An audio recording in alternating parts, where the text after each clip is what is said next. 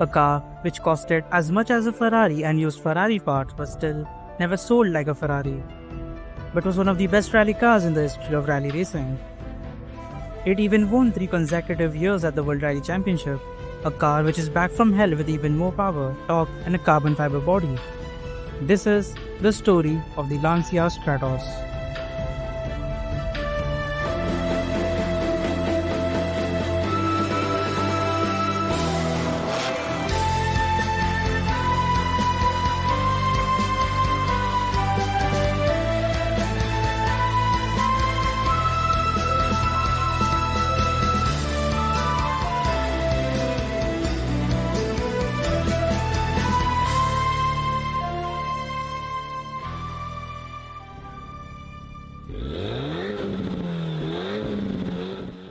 If you are a big fan of rally racing, more so old school rally racing, you have definitely heard about the company Lancia. Before start fanboying and glazing Lance, let me get everyone caught up on the history of Lancia and one of the greatest cars they ever made.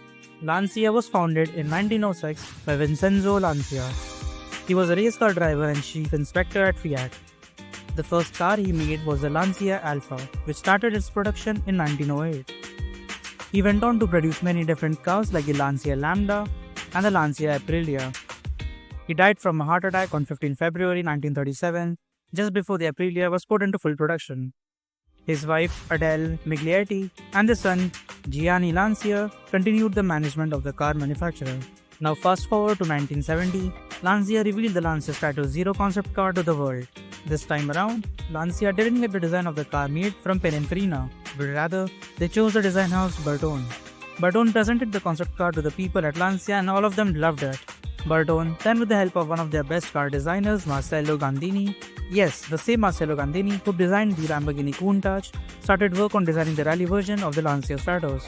A year later, the Lancia Stratos HF prototype was revealed to the world at the 1971 Turin Motor Show.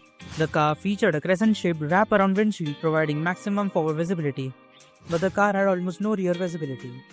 I mean, hey, if you're rally racing, why would you need to look behind you?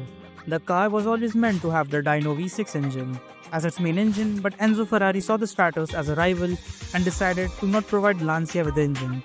Lancia substituted for the Dyno V6 with some other engines like the engines from the Lancia Fulvia and the Lancia Beta. Fortunately enough, Enzo Ferrari did supply Lancia with the Dyno V6, but it was near the end of the Dyno's run. The road-going versions of the Lancia Stratos did end up with the Dyno V6, which produced 190 horsepower.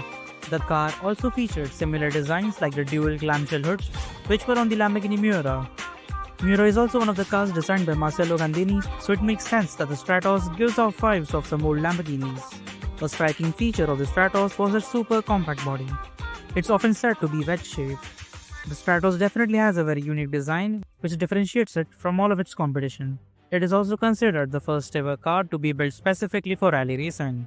The Stratos was so good in fact that it was even banned from racing, well, kinda. Beginning with the 1978 season, the 24 valve heads were banned from Group 4 competition by the change to the FIA rules. Lancia's best engine was a 24 valve engine which produced 320 horsepower. They had to resort to that 12 valve engine which produced 275 horsepower. The Stratos wasn't just all talk. The Lancia Stratos won the Monte Carlo Rally 3 times in a row, the 3 World Constructors Championships from 1974 to 1976, and even the 3 European Drivers' Championships. But wait, that's just rally championships. The Stratos didn't just win rally championships, it also won many other races, like the 1974 Targa Florio, winning the Tour de France Automobile 5 times, and the Gloria d'Italia Automobilisto 3 times. I definitely butchered the pronunciation of those words, but hey, I tried my best. One thing about Lancias was that they were quite unreliable. If a Lancia didn't win a race, it was most likely that it broke down mid-race. Not just race cars, the road cars which they sold also had reliability issues. Everybody loved Lancia cars, but not many wanted to own Lancia cars. As years went by, Lancia started suffering from being owned by Fiat. Fiat also owns Alfa, and both Alfa and Lancia share a similar purpose. Fiat chose Alfa over Lancia since Alfa cars already shared parts with other Fiat cars, while Lancia cars had to be made on their own platforms and shared very little with other Fiat cars. On top of that, Lancia cars didn't sell very well. They also had to be made with hand, and that made them more expensive. Fiat slowly started neglecting Lancia until it slowly died, and then Lancia just became another manufacturer which sold rebadged cars. It sucks that such a legendary car brand with such an epic and rich history is now just another boring car brand. The Lancia badge was pretty much milk dry, and Fiat didn't want to put more money into it for developing new models. Greedy higher ups have definitely ruined a lot of car manufacturers, and sadly, Lancia was one of them. But it would be a crime if I didn't acknowledge and talk about the new Lancia Stratos.